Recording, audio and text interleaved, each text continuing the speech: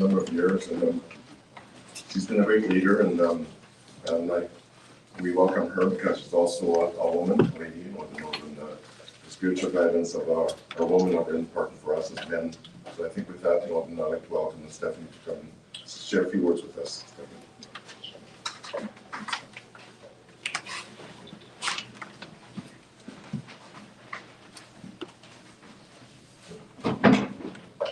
Hello everyone, welcome. Bonjour, good afternoon. Miskwanakwadakwe, Indishnakas, Wabashishibodem. Born and raised here in Winnipeg, Manitoba, Treaty 1 territory. My family is from Rosa River Anishinaabe First Nation. I'm the daughter of a survivor, and I am a 60 Scoop survivor. I'd like to begin by acknowledging the privilege of being with you today on Treaty 1 territory, the homeland of the Red River Métis, and home to many Inuit. Miigwech to Elder Florence and Philip Paynter for the pipe ceremony and the prayers and for lifting the water today.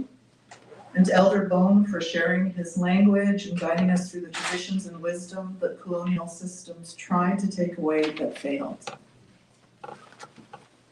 As you know, the NCTR was created to preserve the truth of the Indian residential school system. And for the last decade, we have worked together to bring the fullest possible picture of how the schools were operated, what happened to our missing and disappeared children, and the lasting impacts on the families left behind and their communities and nations. Today's agreement is a significant step in that journey of continuing to reveal and update the truth. Through this memorandum of agreement, the NCTR will gain unprecedented access to previously unreleased records held by the Oblates of the OMI Lacombe, Canada. This includes hundreds of personnel files of Oblate members who worked in the schools. And to make this possible, the Oblates have agreed to fund an archivist position at the NCTR to oversee the transfer of the Oblate records, conduct historical research on the Oblates' involvement in residential schools, and to ensure the accurate documentation and accessibility of these records remains a priority for survivors and their families. We believe that this collaboration will help tell an even more complete story, and by doing so, we will be honoring all the children who were taken to those institutions, including those who never came home. And we will be able to better educate Canadians and those who deny this tragic and shameful history. There's a lot of talk about reconciliation, but survivors always remind us that there is no reconciliation without truth. And to have truth, you must have the courage and the honesty to confront the past. This relationship must continue to be developed in order to help repair the harms of the past.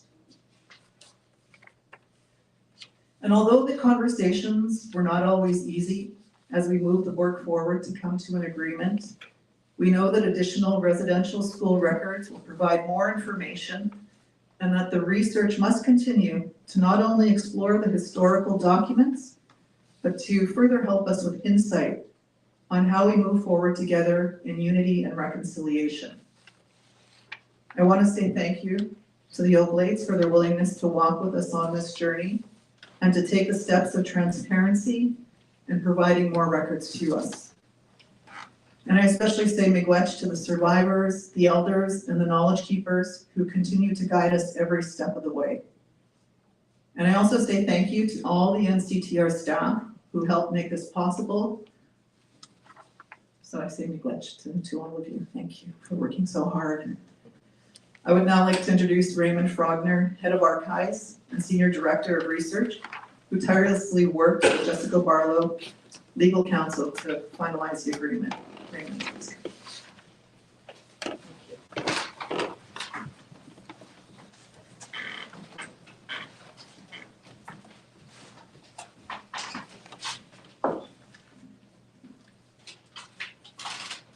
Grazie.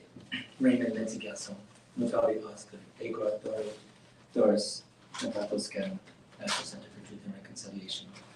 Bonjour, je m'appelle Raymond, je suis le directeur de recherche et le directeur des archives pour le Centre national pour la vérité et la réconciliation. Greetings, my name is Raymond. I'm the head of Archives and Senior Director of Research for the National Center for Truth and Reconciliation.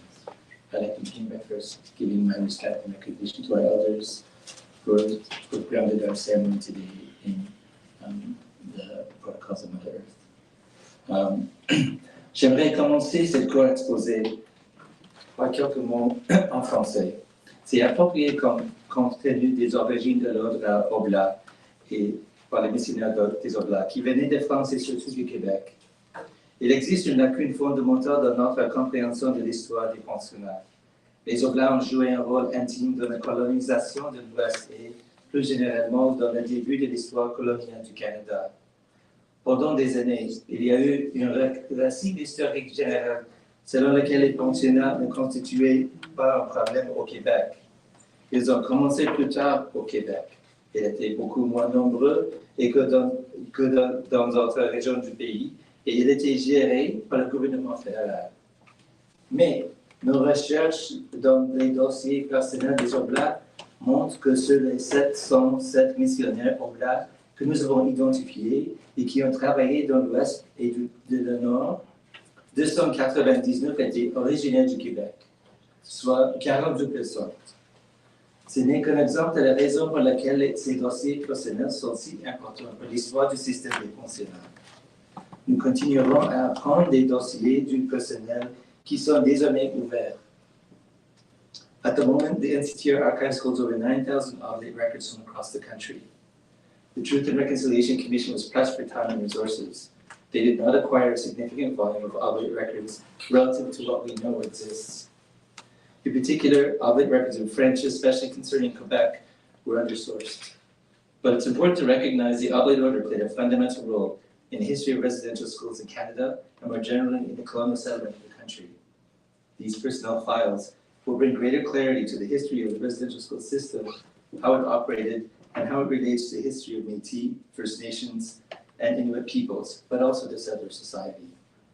To give one example, for years there was a common argument that residential schools were not a Quebec problem. They came late to the province, there were few, only 12, and they closed early.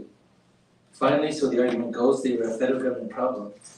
But the NCTR research demonstrates of the 707 oblate missionaries we have identified who worked in the West and the North, where oblates operated 40 residential schools.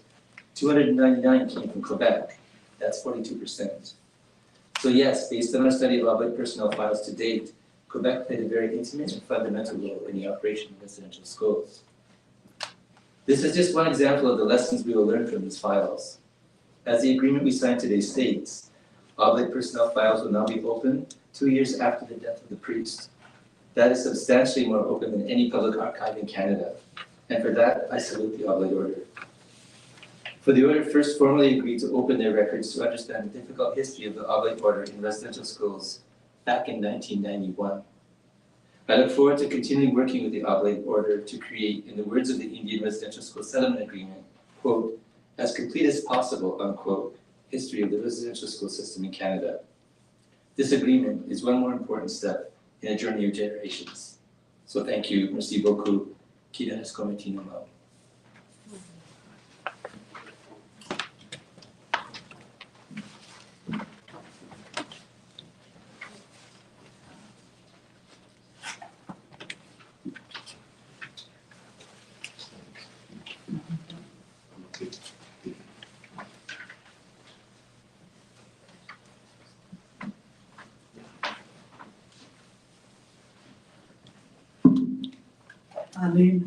Bonjour.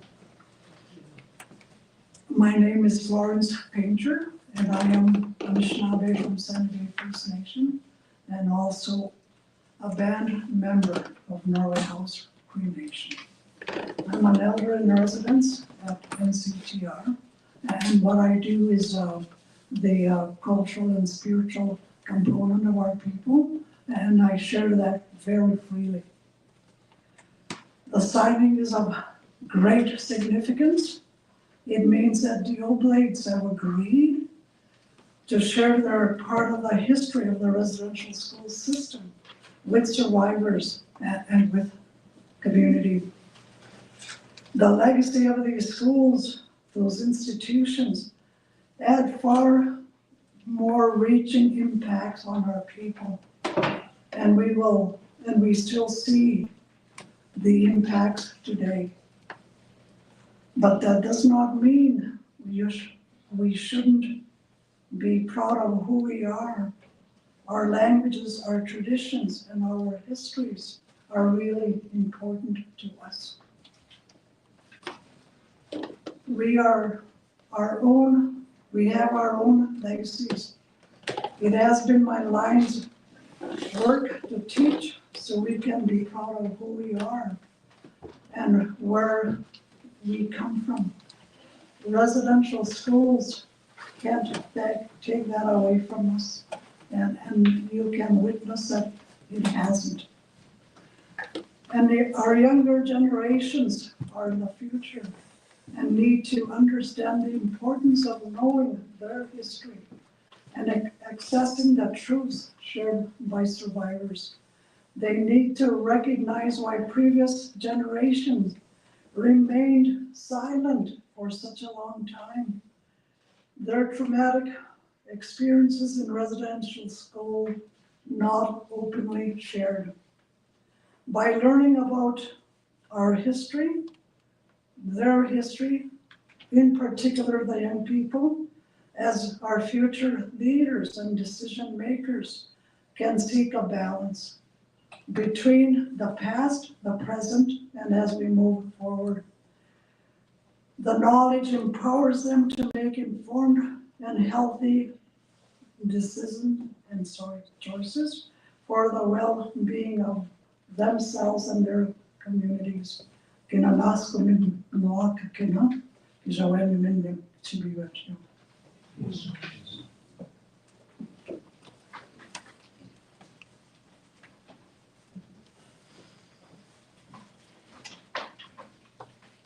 Thank you very much, Florence. I'm now proud to introduce Father Ken Thorson. I'll say a few words. Ken.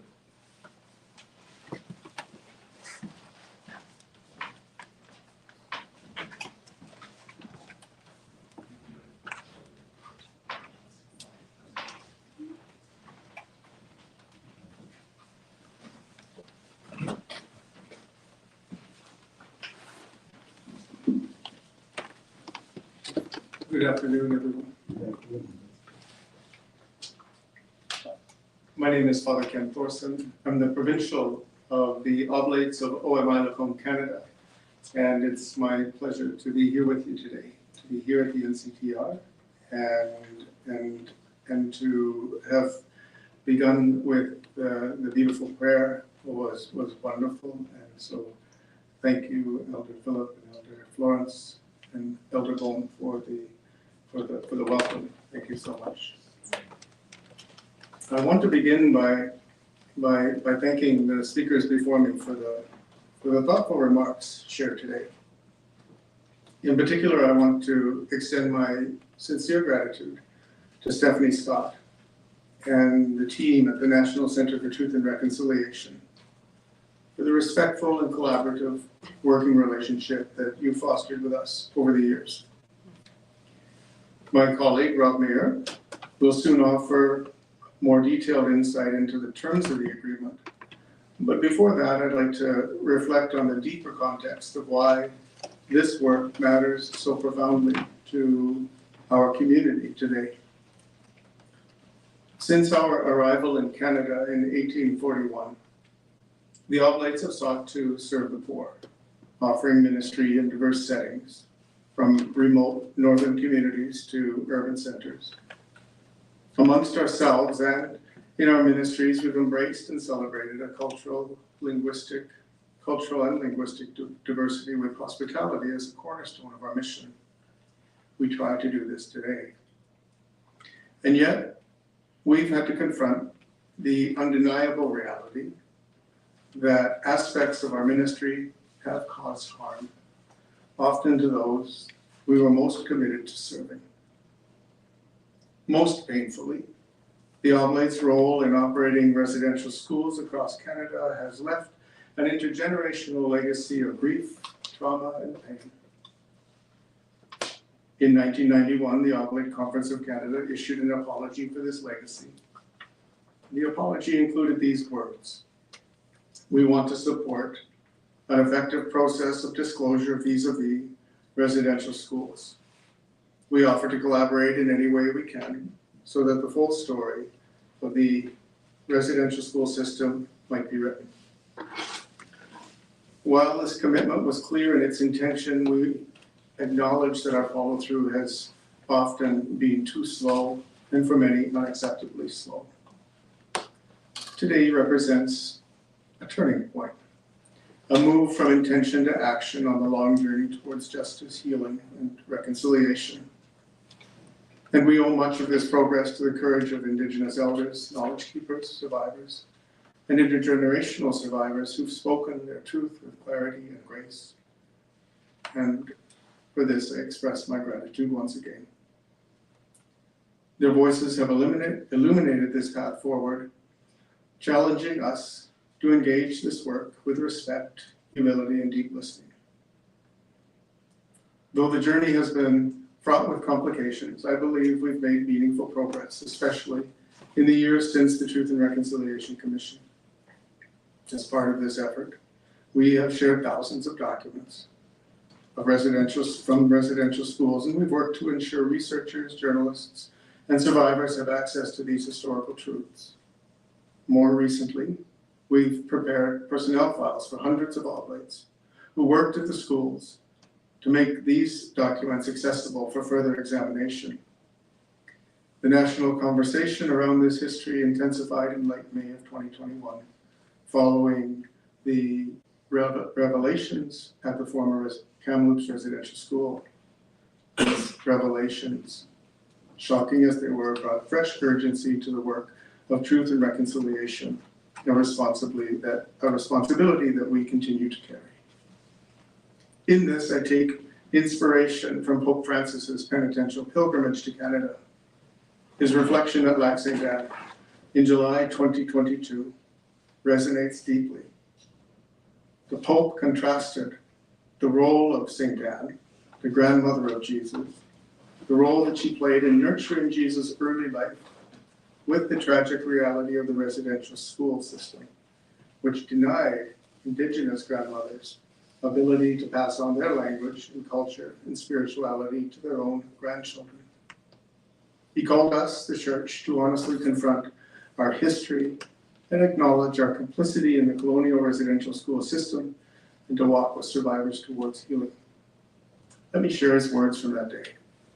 Your presence is a testimony of resilience and a fresh start of pilgrimage toward healing, of a heart open to God, the Creator, who heals the life of people and communities. All of us, members of the Church, need healing from the temptation of closing in on ourselves, of defending the institutions rather than seeking truth. These words are both a challenge and an invitation. My prayer today is that this agreement marks a step forward, a fresh start on this shared pilgrimage of healing. Thank you for welcoming us here today. On behalf of Rob and the leadership team of OMI Lacombe Canada, I pledge to continue this work with an open heart. May we all journey together towards a deeper understanding and healing of this painful yet essential chapter in our shared history. Thank you, Miigwech.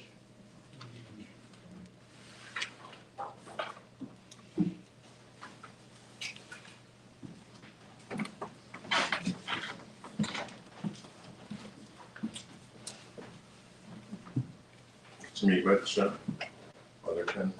I think your words are encouraging, reflective of our kindness, respect that the Creator has given to all of us. Thank you very much. And I'm proud to introduce Rob Miller, who will say a few words from.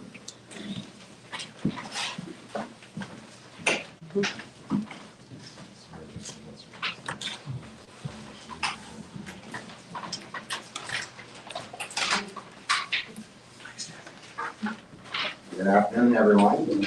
First off, I want to apologize for being so late, and I thank Air Canada for that. So I planned this 3 hours earlier to be in Winnipeg, and look where I am now. Anyway, my name is Rob Meilleur. I'm the Chief Administration Officer for OMI Lacombe, Canada. I'm honored to join you, Stephanie, and all of the people in this room on this historic day. My responsibilities include overseeing the Oblate Archives and serving as the operational lead in collaboration with the National Center for Truth and Reconciliation. I believe, and I hope you will too, that today marks an important step forward in our shared journey towards truth, transparency, and reconciliation. For many years, the personnel files of Oblates were considered closed. For 50 years after an individual passed. From now on, the personnel files of Oblates who worked in the residential schools who have been deceased for at least 2 years will be shared with the National Center. This is a profound shift for us and one that underscores our commitment to openness and transparency. To ensure the careful handling of these records, OMI Lacombe is proud to fund a dedicated documentation specialist at the National Center for Truth and Reconciliation. Their role will be crucial in reviewing the personnel files to remove only those documents that are restricted by form of privacy or something similar to that. Our ultimate goal is to expedite the transfer of complete files while maintaining full transparency. Today is a result of a process that we've been working at diligently for many years. And while it has at times been a complicated process, it is one that we have fully committed to. Along the way, we have gained a better understanding of why this work is so important and the responsibilities that come with it. One of the turning points for me was in July of 2022. I traveled with Raymond to Rome to look at the archives held in the Oblate General Administration. This was the first time in the history where anyone outside of Oblates had access to those records.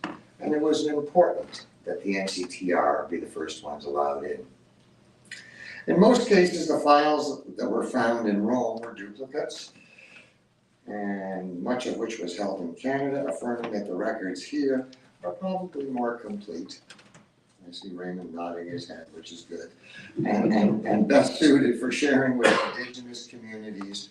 It has also reinforced the importance of our collaboration with the NCTR.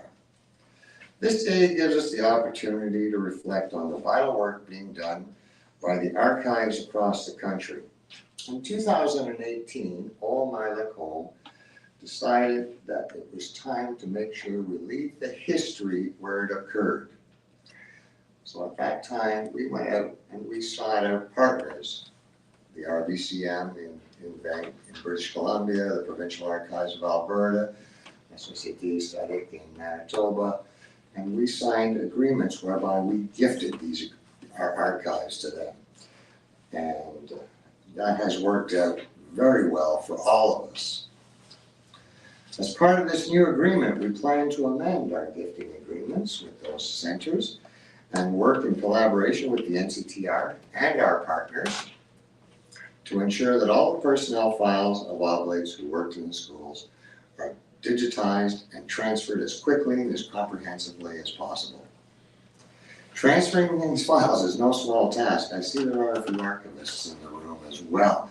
Many of these documents are old and fragile, often requiring restoration. Some are bound in books that demand careful handling to ensure that they are legible for transfer. We are deeply grateful for the collaboration between the NCTR and the Oblate archives across the country, as well as the expertise of individuals in each of these locations. Their diligence ensures that records are not only preserved, but also properly prepared for sharing. Today's signing represents more than just an agreement. It symbolizes our shared commitment for transparency and the importance of confronting difficult truths. It is a step forward in ensuring that the voices and experience of residential school survivors and their families and their communities are honored and preserved. Thank you to everyone who has worked to make this day possible. This is a testament of the power of collaboration and the collective will to ensure that the history is not forgotten, but rather used as a foundation for healing and reconciliation. Thank you very much.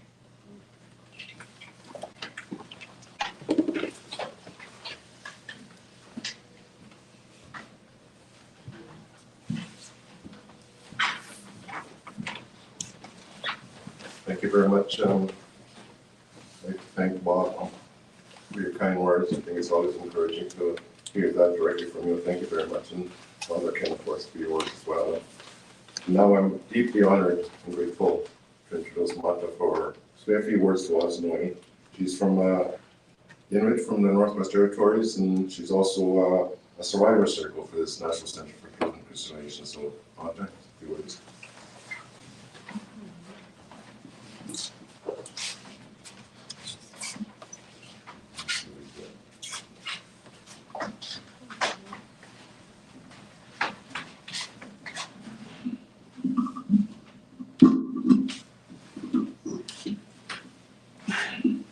Can you see me? I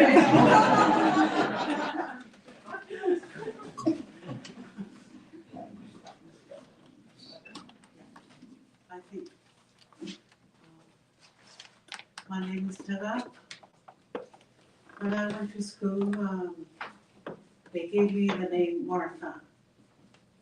I don't know why, they probably picked it from the hat. It was never my name at home. But because it was registered, it just became my name. My parents named me Tagaaq and Ulina, my two grandmothers.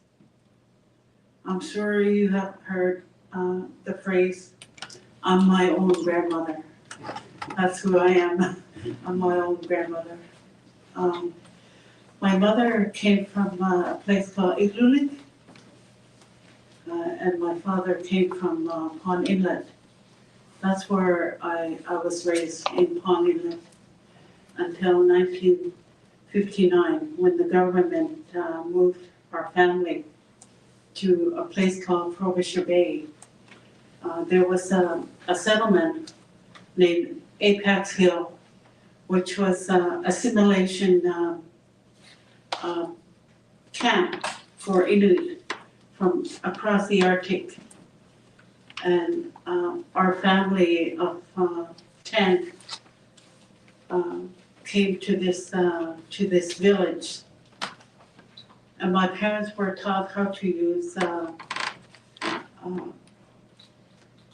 like my mother was taught how to use the stove, how to buy food with money, what to do, and to register the children. That was the beginning of assimilation. Maybe it happened long before that. My mother's community, her village in Igloolik, was divided. One side was Catholic and the other side was Anglican. My great-grandfather was the leader of that, the village. I don't know if he was, if he agreed to the assimilation, division of his family that way. But for many years, it was divided because of the church. So that was long before the children went to residential school. I was born in 1952 in the spring, when my parents were traveling by dog team to a place called Nunasia, just outside of Pond Inlet, Mikimatalik. In 1954, my brother, my older brother, one of my older brothers, I have 3 older brothers, one of my older brothers and my older sister was sent to a place called Chesterfield Inlet, Evaluardjuk, a place of houses. Evaluardjuk, that's what that means. There was a church-run, a Catholic church-run residential school there. Because I was just a baby, I didn't know that they were gone. For a long time, they didn't come home. So for a long time, I thought there was just me and my oldest brother, just 2 children of my parents. I think I was 5 years old when they came home. And I was a stranger to them. They were strangers to us. We didn't know who they were. My parents never spoke of them, maybe because it was too painful to talk about the children who were not coming home. And when they finally came home, it was painful for them to say that these are our children and introduce them to our family members, our new family members. That's where it all began. And in 1967, I was sent to a place called Churchill, Manitoba, to a residential school there. And I was there for a year. But prior to that, I was in day school in a place called Apex. It was a federal day school. I started school in 1960. So being born in 1952, 1960, I would have been 8 years old. And I didn't know a word of English. The only word I remember people saying in English was when they described the white man, they called him hello, hello, because they always said hello. We call them hello, hello. Yeah, that's the only way we knew how to say who they were. Yeah. So I was fluent in my language and didn't understand what the teacher was saying. So I spent many hours in the hallway because I spoke my language. That was not just one punishment, but there was also when they slapped our hands with a ruler, was another form of punishment that we received, not to speak our language.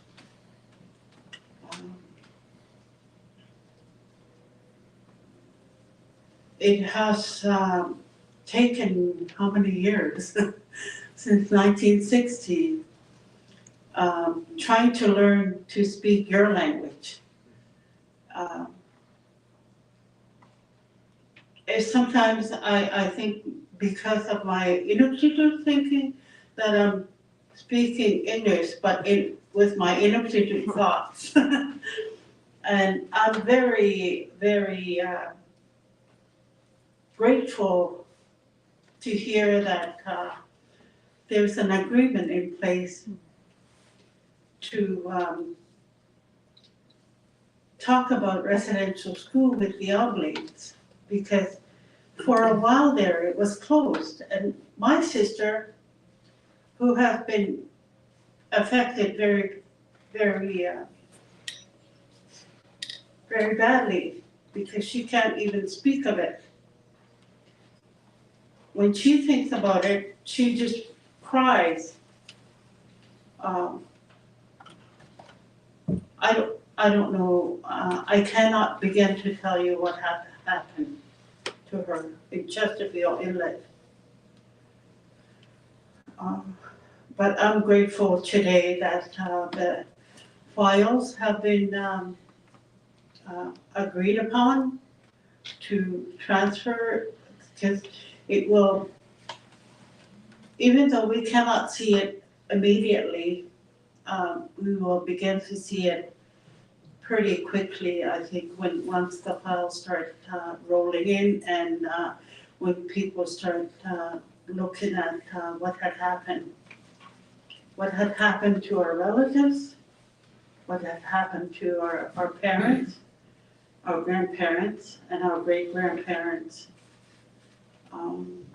We need those records to find our own history, because we were told not to be Inuit anymore. We were told we have to be like Alo,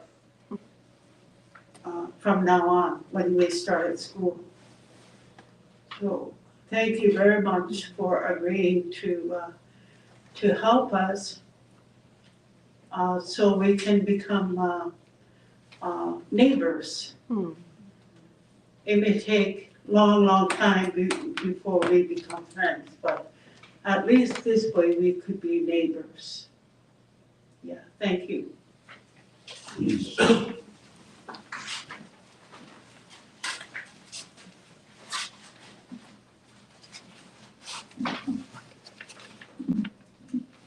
Well, thank you very much, Elton.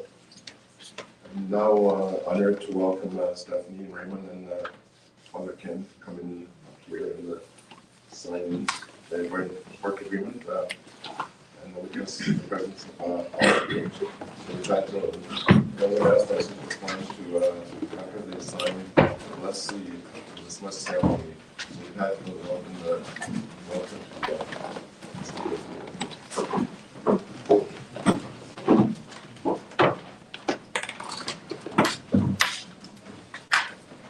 Thanks so much.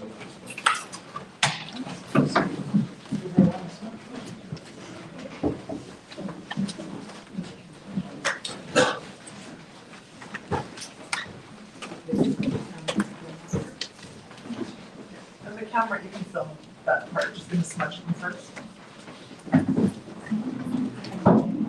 Yeah, you can come in.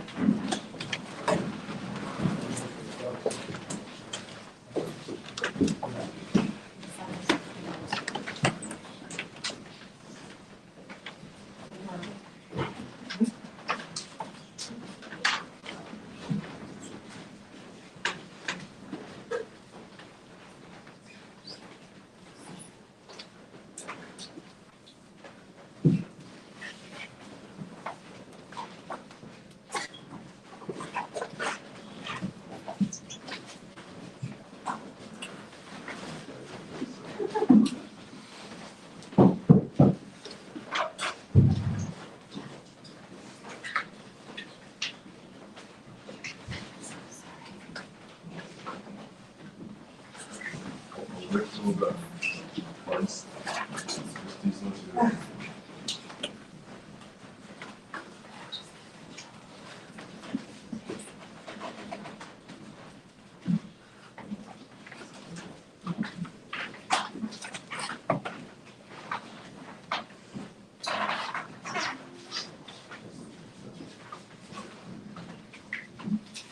The school is supposed to be on one thing.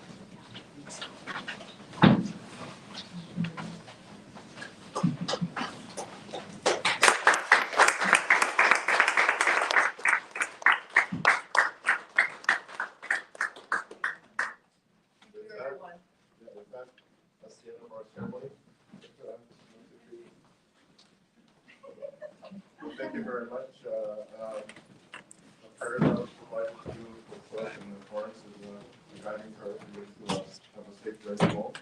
Also make sure that you go home safely. But right now, I think we're going to have a small feast.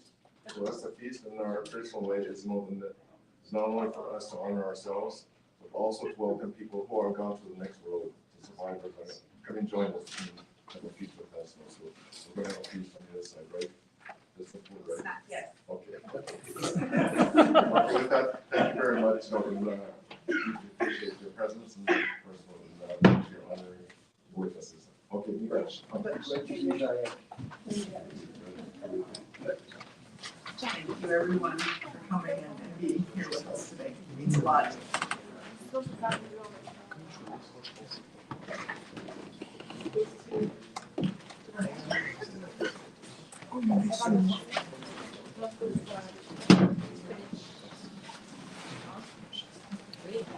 Thank you.